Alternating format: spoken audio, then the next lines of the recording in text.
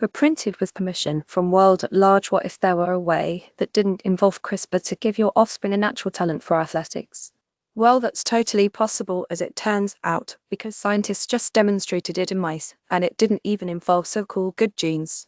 It involved a modern and exciting field of genetic biology called epigenetics, a term that refers to adaptations to genetic expression in response to life stresses. Here, the actual nature of the DNA doesn't change, but adaptations packaged in the similarly important RNA made their way into sperm cells, the embryo, and the offspring. The story of this fascinating innovation begins in Nanjing University, where lead investigator on the study Xin Yin used to notice during his time as an undergraduate that the children of athletes seemed to possess a natural talent for sports. The reproductive biologist didn't really see the sense in it. Certainly, genes coding for larger lung volume would increase a child's ability to run, but what could explain having a knack for what takes months and years of training to master? There's no gene that codes for having a knack.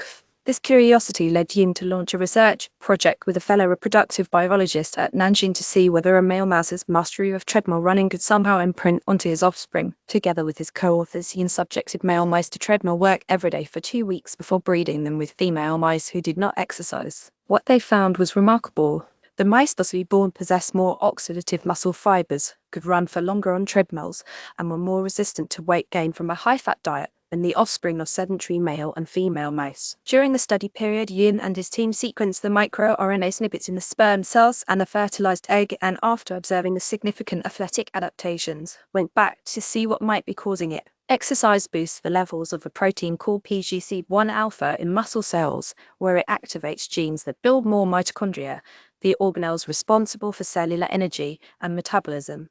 PGC1A is suppressed by another protein called NCOR1 in the exercise mice sperm-bound microRNAs, which proliferate under conditions of exercise. Target once inside the mouse embryo. NCOR1. In effect, these RNAs release a natural cellular brake on the development of metabolic power and muscle function. A true breakthrough to triple-check whether or not classic genetic transfer was behind this adaptation for countering NCOR1. The researchers looked through 10 of the microRNAs that seemed most likely to confer the exercise benefits, selected one in particular, and injected it into embryos fertilized by untrained fathers.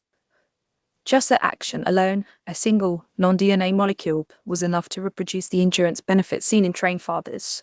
Biologists commenting on the study to Science magazine said they were surprised that a single RNA could have such an impact. With that in mind, and to investigate whether the similar effects were at work in humans, the team collected sperm from 8 men who trained regularly and 24 others who didn't.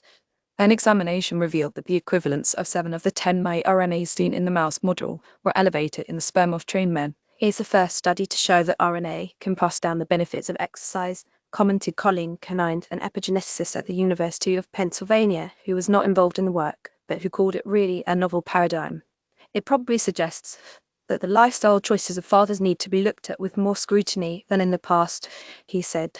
Caveats included that the endurance exercise benefit was only seen in male offspring, suggesting the sperm microRNAs only make it through the paternal germline. Grandchildren never receive the benefit their parents did. Yin's study couldn't go so far as to investigate the mechanism behind the transfer. Why and how did exercise affect sperm? How did the microRNAs pass through the blood-testis barrier? How did they reach the epididymis, the tubes where sperm cells mature? They had time and data to present 2 hypotheses: the exercise codes for the creation of small extracellular vesicles, which themselves have the capacity to bring microRNA through the testes blood barrier, or that within the blanket hormonal response of exercise, steroids and thyroid hormones may alter microRNA expression in sperm directly without relying on the bloodstream. The authors are now extremely curious to know what other effects microRNAs packaged in sperm cells are having on the father's offspring. Well,